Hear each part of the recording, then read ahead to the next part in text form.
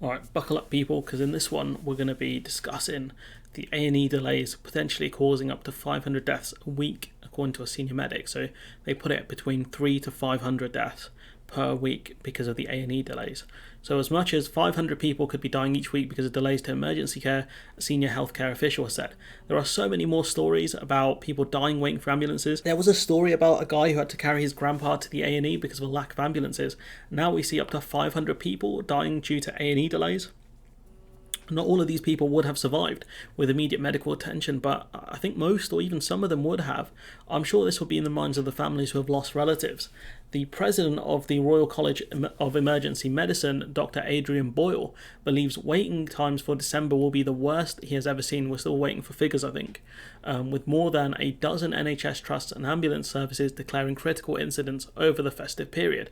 We saw major incidents announced during the end of December, I think, or November even. We saw some in December, and we're not out of the woods yet, and won't be for a few more months as winter won't end for a while. Speaking to the Times Radio, Boyle said, "We went into December with the worst ever performance against our targets with the highest ever occupancy levels in hospitals. We don't know about the waiting time figures because they don't come out for a couple of weeks. I'd be amazed if they're not the worst we've ever seen over this December." And I think you must mean in terms of on record. In November, 13,837 patients waited more than 12 hours in A&E for a decision to be admitted to a hospital department, according to figures from the NHS England. This is an increase of almost 355% compared with the previous November, when an estimated 10,646 patients waited longer than 12 hours.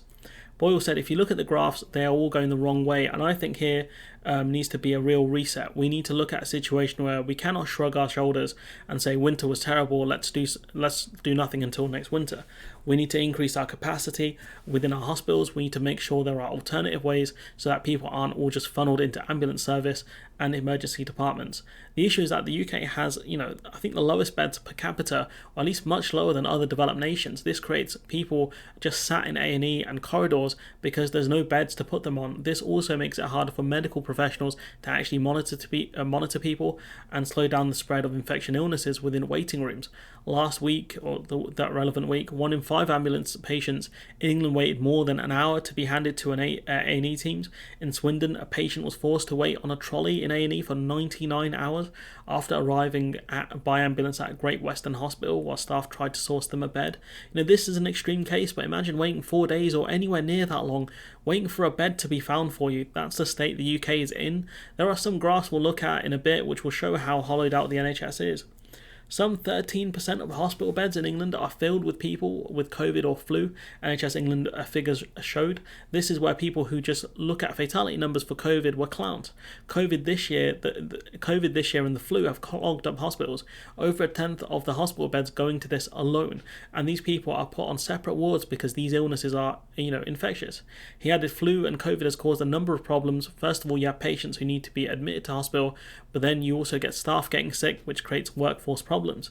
Also, it's incredibly disruptive for the hospital because you have to put them into separate areas and separate wards. We can't look after people in hospitals where people without flu are next to people without flu. People with flu are next to people without flu, because we don't want to give people who get admitted to hospital the flu. You don't want to spread infections. So the whole thing of infectious disease outbreak is very disruptive. We haven't had an outbreak for the last 2 years because of a flu outbreak, because of all we've done around COVID this year. This is shaping up to be an awful flu season. In recent days, a number of hospitals have declared critical incidents, suggesting they cannot function as usual due to extraordinary pressure. A Department for Health and Social Care spokesperson said, "NHS staff do an incredible job, blah, blah, blah, blah." They said that they put up another £14 billion to go to NHS and social care over the next 2 years, and this winter they provide an extra £500 million to speed up hospital discharge and free up beds. But we know that £500 million for the NHS is chump change. Well, where is that money actually going to go? Are you going to find extra beds? Are you going to give it to the private sector? But, you're paying a premium for that. And even during COVID, that did not really work. Where are you going to find the extra beds and the extra staff? A lot of the money, or at least some of it's going to agency staff, because there's such a shortage now where people can work with agencies. And I got moaned up by someone in comments before saying, agency staff are important, blah, blah, blah. But, the point is the NHS has to pay a premium, not just to the staff member, but also to the agency as well. And that causes more problems. But the lack of beds has been an issue for years. It's just that with, the multiple infectious illnesses going around, the problem has gotten much worse, and more staff are leaving. So if you look at here, the number of patients in the hospital with flu has risen sharply in England. So you can see the numbers just stacking. This is like looking at one of the COVID charts from last year. It's gone incredibly high, skyrocketed. These are people in hospital. And if you look at the actual spending, the UK is underinvested in healthcare capital, leaving it with fewer beds than peer countries and less equipment to speed up patient flow. So if you look at our spending per GDP, so this is versus other developed nations, so the OECD, so this will be the top 20 economies, capital spending on healthcare as a percentage of GDP, look how low that is. Look how high it was in 2010. We're about middle of the pack at the end towards the Great Recession. Then it dipped because of the Tories. Beds per 1,000 people, we're at the lowest by the looks of it. MRI scanners per 1 million people, lowest. I don't know if this is the full OECD top 20, but this is comical. I mean, look how bad. They say they're putting all this money in, right? We've got the lowest beds, right? We've got the lowest scanners, and then you need people for the scanners and all the other stuff, right? Where's the money going? That's the question. Where is the money going? Because it's not going to the beds. It's not going to the staff. Where's all this 14 billion going? That's the key question. Adrian Boyle, president of the Royal College of Emergency Medicine, said if he had to point to a single cause of the NHS crisis, is that we do not have enough beds in our hospitals. And it makes sense, because you look at this graph, and then you look at another graph, which is hospital beds per 1,000 residents for 2021, or the latest data available. So not this graph won't be 100% accurate, but you look at South Korea, that they've got the highest in the OECD by the looks of things. Japan, very high. Germany, about half of the other two. Poland, France, Switzerland, Norway, Italy. Turkey even have more beds than us. Turkey not even a G7 member. Spain, Ireland, Canada, the UK, and then you've got Colombia and Mexico below us, the source of OECD. And so it's madness. Like, how are we doing the worst out of these countries? Like, it doesn't make sense when you look at the fact that we're a bigger economy than most of these countries, and also have a lower population than certain countries like Japan, for example. And I think Germany as well, they're well above us. They do have a higher GDP.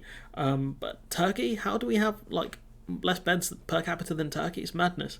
Honestly, this is Tory Britain though. This is all of these graphs, these four graphs here, this one here.